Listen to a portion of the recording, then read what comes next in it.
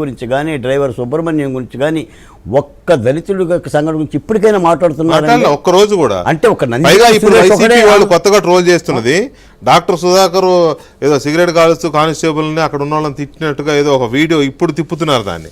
అప్పుడు అసలు సుధాకర్ గారి గురించి ఒక్క మాట మాట్లాడలేదు. నందిగా సురేష్ ఒక్కడే దళితుడండి. నేను అదే కదా, దళితులు లేరా? ఇంకోండి మీ దగ్గర రాష్ట్రం మొత్తం తిరిగామండి, ఇలా వేసుకొని ఫోటోలు వేసుకొని. జగన్మోహన్ రెడ్డి గారు ఒకసారి మీరు చూడండి, మీరేదో చెప్తున్నారు నాది ధర్మ పరిపాలన, రామరాజ్యం, త్రేతాయుగంలో రాముడు పరిపాలించాడు, తర్వాత నేనే పరిపాలించా. 4 పాదాలతో ఇదిగోండి driver Subrahmanyam, doctor Sudhakar, driver Subrahmanyam, doctor Achenna, police station Sriramanna Varaprasad, Guntur Ramana, ఇంకో అబ్దుల్ సలాం భార్యాబిడ్డలతో పాణ్యం రైలు పట్టాల మీద ఆత్మహత్య చేసుకుంటే ఇప్పుడు ఇక్కడ ఆత్మగౌరవం అని మాకు ఊపిరాటం లేదని మా బొమ్మలతో రాష్ట్రం మొత్తం తిరిగిపోయాం. నేను కడప వెళ్తున్నాను సార్, ఎన్ని వేసుకొని కారులో వెళ్తుంటే 3-4 జర్నలిస్టులు వచ్చి అన్నా నువ్వు పాకిస్తాన్ పోతున్నావన్నా, అక్కడ ఎవరో ఒకరు కాల్పులు గడుపుతారు, ఎంత ధైర్యం ఉంది నీకు తిరిగి రావటానికేనంటే పోతే పోయామని అని చెప్పేసి పోయాం. వాళ్ళ నాన్నగారి పేరు మీద ఉన్న రాజశేఖర రెడ్డి గారి ప్రెస్ క్లబ్లోనే నేను ప్రెస్ మీట్ పెట్టాను. సాక్షాత్తు పోలీసు వాళ్ళే వచ్చేసి ఇంటెలిజెన్స్ వాళ్ళు ఎందుకు వచ్చే బాలకోటే గారని 20 మంది నన్ను చుట్టుముడితే నేను జగన్మోహన్ రెడ్డి గారిని ఓడించడానికి వచ్చానని చెప్పాను. నా డాక్టర్ సుధాకర్ గురించి చెప్పడానికి వచ్చామని చెప్పి. అంటే ఖచ్చితంగా ఇప్పుడు జగన్మోహన్ రెడ్డి గారు 2 మాటలు చెప్తున్నారు సార్. రాక్షస యుగం అంట ఇప్పుడు ఆంధ్రప్రదేశ్లో, ప్రజాస్వామ్యం కూని అంట.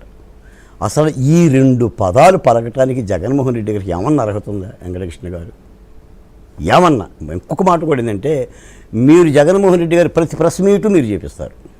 నేను చూపిస్తాను. ఇప్పుడు కూడా మీ మాటల్లో ప్రజాస్వామికంగా ప్రశ్నించారే తప్ప జగన్మోహన్ రెడ్డి గారిని ఎగతాళి కూడా మీరు చేయలేదు.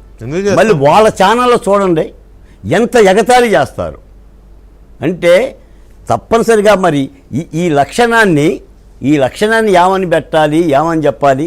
నాకు తెలిసి జగన్మోహన్ రెడ్డి గారు ఒక్క నిర్మాతే కాదండి, ప్రొడ్యూసరే కాదు, కథ, పాటలో, మాటలో, స్క్రీన్ ప్లే, ఈ జరుగుతున్న మద్యం కుంభకోణాన్ని కానీ, ఇసుక కుంభకోణాన్ని కానీ, ఆంధ్రప్రదేశ్లో 5 ఏళ్ళు జరిగిన ఈ అవినీతి భాగవతానికి ఆయన సూత్రధారుడు.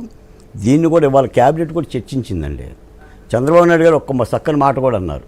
అసలు ఈ విచారణ పర్వానికి సిఐడికి ఫ్రీ హ్యాండ్ ఇస్తున్నాం, స్వేచ్ఛగా ఇస్తున్నాము, దాని గురించి పెద్దగా మాట్లాడొద్దని కూడా చెప్తున్నాడు ఆయన. మనం ఎవరో మాట్లాడొద్దు, ఎందుకంటే మళ్ళీ ఇంకొక వేరే అర్థాలు వస్తాయి. అది వాళ్ళకి ఫ్రీ హ్యాండ్ ఇచ్చేసాం, సిట్కి వాళ్ళ పని వాళ్ళు చేసుకుంటారు, మనం ఎవరు మాట్లాడకూడదని చాలా ఇదిగా చెప్పారు. ఒక్క మాట వెంకటకృష్ణ గారు, జగన్మోహన్ రెడ్డి గారికి ఆంధ్రప్రదేశ్లో రాజకీయాలు చేయాలి అని అనుకుంటే గత 5 ఏళ్ళు ఆయన చేసిన పాపాలను గడుక్కోమనండి, ఆయన తప్పుల్ని సరిదిద్దుకోమనండి.